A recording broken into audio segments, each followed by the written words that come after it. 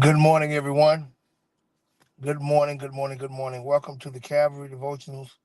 Yours truly, Pastor Hosea of Calvary. This is going to be short and sweet. I'm actually pre-recording it. It's actually 7 a.m. right now where I am. I have to be at an important meeting downtown for 8 a.m. So pre-recording real quick. We know that our opening scripture is coming from Genesis chapter 1, verse 26 through 28. We've been talking about life's purpose, and we're excited about it. And as we think about Genesis 1:26, we know it says, "And let us make man in our image after our likeness. Let them have dominion over the fish of the sea, the fowl of the air, beasts of the field, all the earth, and every creeping thing that creepeth upon the face of the earth." So God created man in the image of him, created he him, male and female created he them. And God blessed them and said unto them, "Be fruitful and multiply, replenish, subdue, and have dominion over the earth." Life's purpose. Life without purpose is a life without meaning. Now, everyone's life has purpose, so everyone's life has meaning, but often people don't know that purpose. They haven't discovered it. And I want you to know that God created you to make a difference. I don't care how small that difference may be, how large, with God is all just as important. See, when we talk about impact, we look at people like the lives of Dr. Martin Luther King Jr. and what he did with and the civil rights movement. And yes, that's great and to be applauded and celebrated. But someone had to raise him. Can you diminish how critical the purpose was of his parents to raise up a young man like that? He didn't just become that way. There was some training. There were some teachers that had to teach him throughout his educational years. There's some teachers that had an impact on his life. The point I'm making, there were people that played roles in his life where they're fulfilling their purpose using the gifts and talents and abilities that God placed in them to enhance the world, making it a better place. And Martin Luther King being one of those people they deposited it to. Their purpose helped him fulfill his purpose that enhanced all of our lives. What I'm trying to get you to see, every piece counts. Everybody doing their role makes the world go around in the direction that God would have. Oftentimes things are miscombobulated because people ain't playing their position. They're not being fruitful, multiplying, replenishing, subduing, and having dominion.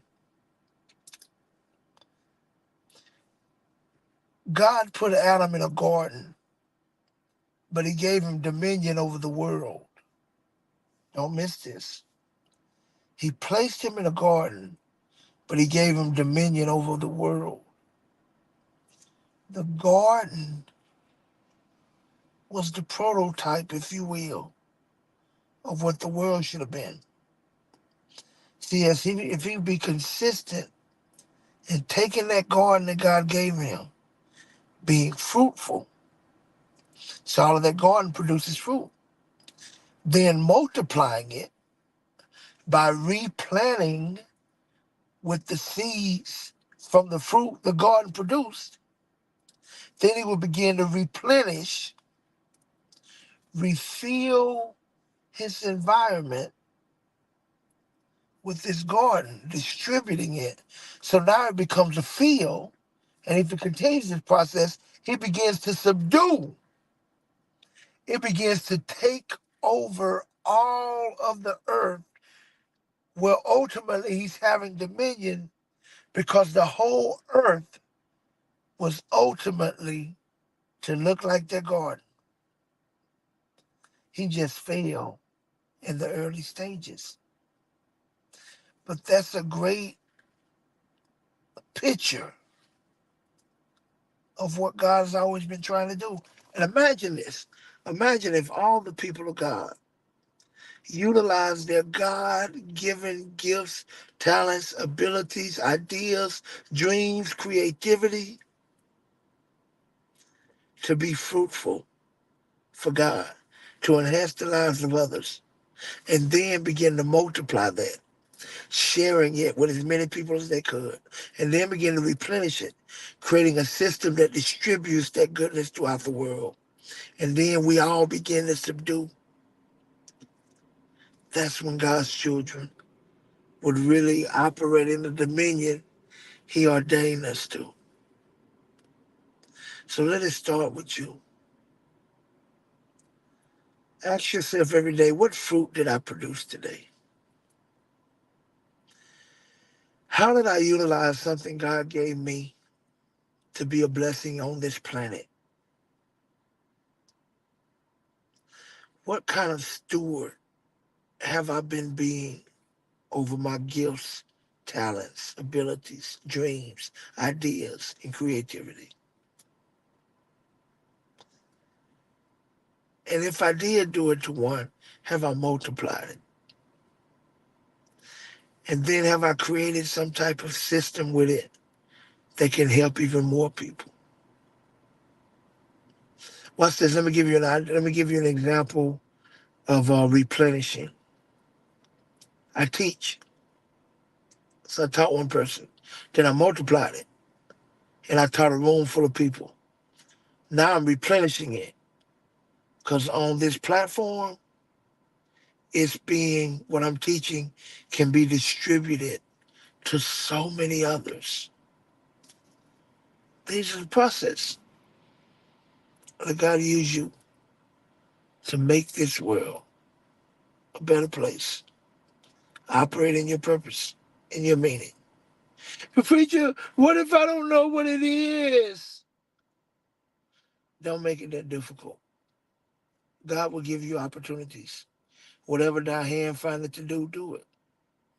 If you're great with technology, your grandma may ask you, baby, can you help me? I can't get this phone to act right.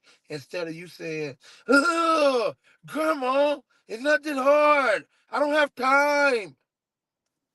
You sitting on your seed. You're supposed to be fruitful and help her. Use the understanding God gave you to help grandma. Y'all, I'm not out of word, but I am out of time. I gotta get downtown. Y'all know how this traffic be. Peace. And don't forget book help. Go to Eventbrite, register today.